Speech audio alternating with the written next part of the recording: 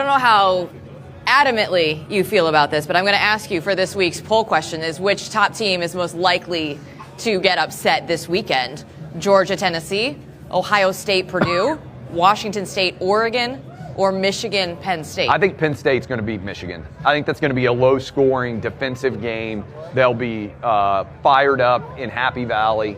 I'm not sold. Certainly, we've all seen Jim Harbaugh and the troubles that Michigan has had in big-time contests. Even though Penn State's not ranked, they've proven that they can play at a high level. They beat Auburn. They beat Wisconsin. Would have beaten Iowa on the road if they hadn't had the quarterback injury. So, I know Penn State fans are a little bit disappointed, obviously, with that Illinois game. But I feel good about their ability to get an upset here. Yeah, what's the poll result? They are with you. 52% say Michigan at Penn State this weekend. Yeah. Well, and the game opened up. I want to say Penn State was a favorite almost, or swung back the other direction. It swung back, but it's right there. And for the reasons you said, when Sean Clifford, their quarterback, if he looks healthy, Penn State has a good front, can maybe shut down that run, and when you're playing at home and you're a dog, like there's something to that. You can get the crowd to feed off. That's right. And also, you're talking about 18 and 19-year-old kids. Momentum can swing so quickly in college football in a way that doesn't necessarily happen in the NFL where people are professionals.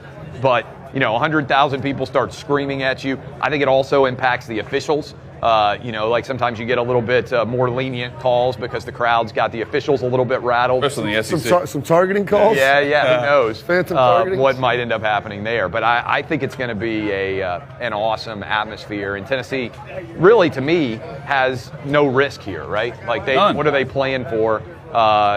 Georgia's got, if the game's tight, Georgia's got a lot on their plate. Because think about it. If Georgia's in the fourth quarter and this game's tight, Georgia's not just thinking about this game. They're like, oh, man, we went from thinking we're going to cruise through, play that SEC championship game against Alabama with nothing to lose, to if they're in a tight game in the fourth quarter, they lose to Tennessee, all of a sudden that's an elimination game against Alabama, and that guaranteed trip into the playoff isn't there. And so I hope Tennessee can get in their mind, get them thinking a little bit during the course of this game. I think Michigan they need to watch out today of the poll question. I don't think anyone loses today. I know it's been a crazy college football season with upsets. I don't see an upset on the sheet. Michigan is the vote. Oregon is going to lose. It's not today, but they're going to lose, right? They'll lose to Utah. Utah's going to be a tough game on the road. They'll likely have to face Utah twice, once in the regular season and once theoretically again in the Pac-12 championship game. Which opens up, the question of which for Oklahoma. We'll see what happens with Oklahoma on the road against Baylor today. That there's going to be, I think, that fourth playoff spot. I'm not sure that they're going to let Cincinnati in. That fourth playoff spot, I think, is going to be open. Because I think it's a good chance that Ohio State's going to be in. I think there's a decent chance that Alabama upsets Georgia and both those teams get in before all is said and done. And then who is that fourth team? Is it somebody coming out of the Big 12? Is it Oregon? Is it Cincinnati? Are they going to impress people enough? That's going to be interesting to see. If Tennessee pulls the upset today, where does Georgia fall in the top four? They're not falling out. Where would they fall in the top four? And then could the loser of the SEC championship game with 2 losses still get in? I think it depends on a lot what happens, because you mentioned OU. They've got Baylor, they've got Iowa State, and then they've got Bedlam. So they've got 3 tough games. Plus the Big 12. Plus the Big 12 championship game. If they win out, they're going to be in. They're in. Right. Same thing with Oregon, but they've got, like you said, they've got Utah twice. It depends, like if Georgia, I would assume that it would be a close loss. I think we all envision this, it's probably a 3 or 7 point loss. It's not something where I agree. Tennessee comes in and wins this game by 14 or 21. I would anticipate that they might drop back 3 or 4. Vinny loves Oregon. There'll be 2. Alabama will be 1. I don't think they would slide them out of the top 4. I don't think they would go very far. I may put Oregon in 1. Who knows? They beat Ohio State, remember? Yeah. Alabama, exactly. We were down in College Station for that loss. They still have to be kicking themselves because they still got to go to Auburn, and then they're going to have to win the SEC championship game. And Georgia, after this, has got Georgia Tech in terms of FBS Power 5 conference opponents. That Georgia Tech has no chance against Georgia. So this is the last chance for Georgia not to be in the playoff, right? They're going to roll into Atlanta and be playing for seeding. And also probably they want to knock Alabama out so they don't have to play them again. Which is good and bad. They'll be rested, they'll be healthy. But also, we would think that Alabama would be their most significant test. when you haven't had to play games in the fourth quarter, you're not used to that type of pressure. Like, there is something to being battle-hardened and battle-tested throughout the year. And my argument has been that, especially if we're going to be expanding to 12, I'm not sold on the need for conference championship games. Right. Like, you play the whole season, you can have co-champs or whatever it is, but to me, the 12-team playoff is going to make the conference championship game a little bit of a messy kind of situation oftentimes. Does the TV value go down? No, because I think people are going to people love football. I know, so we'll still see it. Yeah, I just say that having to play that extra game. I think there's a lot of years where there'll be 3 or 4 SEC teams in, and Team 3 and Team 4 that aren't in the playoff, that aren't in the SEC championship game at all, don't have to play in that game. That's fair. We've been talking about a lot of scenarios for the college football playoff. But one of the things, we've already hit on Nebraska and their coaching staff changes. Florida, we haven't gotten to Florida and Dan Mullen and whatever is happening there after that loss to South Carolina. Clay, what's your take on Florida right now?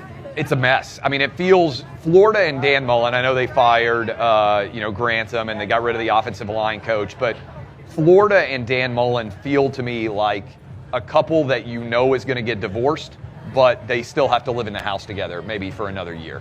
And that's because I don't think either of them are going to have great options. I don't think that Florida wants to cut a big check to Dan Mullen. And I also don't think that there's a parachute job for Dan Mullen where he can kind of pull the ripcord and get out. And so, to me, that's the biggest challenge. They're not fit for each other, but they don't have the ability to break up yet. And so here's the other piece. You've got USC open. You've got LSU open. Yeah. Where does Florida rank among those jobs? Is it a better job than LSU? I think it is. I think Florida's a better job because the SEC West is tougher at the top right now than the SEC East is. I mean, Georgia is elite, but if you're Florida and you're the right coach, you look at them and say, hey, we play in Jacksonville every year. We can find a way to beat Georgia. And whereas if you're in the West right now, LSU's won championships with not great coaches, right? And Coach O and Les Miles. Alabama, Nick Saban may coach until he's 80. A&M is rolling right now with Jimbo in terms of recruiting and how they're building everything out.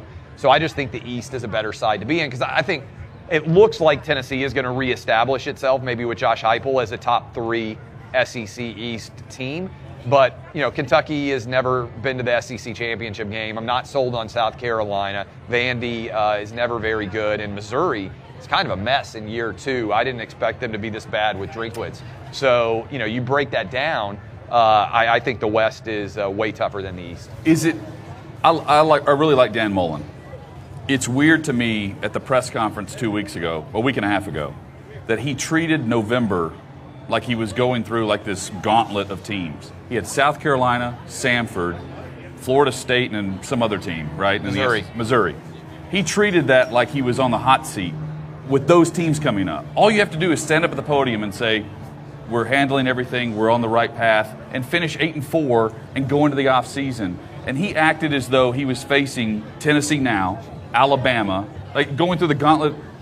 That to me is a red flag that things behind the scenes are not nearly close. There is a possibility. When Cliff Kingsbury got fired by Texas Tech, people thought it was crazy that Arizona came and gave him an NFL job. Right. It's worked out fabulously. He wants for the Arizona. NFL. So maybe he doesn't have to worry about defense or recruiting. He wants Perfect. the NFL. Maybe it's also weird he hasn't had that offer yet. Maybe there's an NFL owner that sees Dan Mullen and thinks, hey, he could be my Cliff Kingsbury, where he fits in better in the NFL than he does in college football. That would be a saving grace where, like I said, he had that parachute or that ripcord opportunity to jump to another job, and Florida could find someone. So you almost feel like it's a Jim Harbaugh Michigan situation last year. Like, hey, we wouldn't be upset if you left, and by the way, like if you could find something else, we'll just kind of let this thing play its way out. And we'll shake hands and walk away, and it'll all be amicable. At the end, it just a press conference. To your point, Hutton, like it seemed like there were things that were beginning to manifest themselves as he's talking to the mic. Pressure that's been building for a while with recruiting or whatever. I always reference the expectations in Starksville are a lot different than they are in Gainesville. And for you can't going 10-2. That's what people look as the floor at Florida. It's like, weird. Not the ceiling.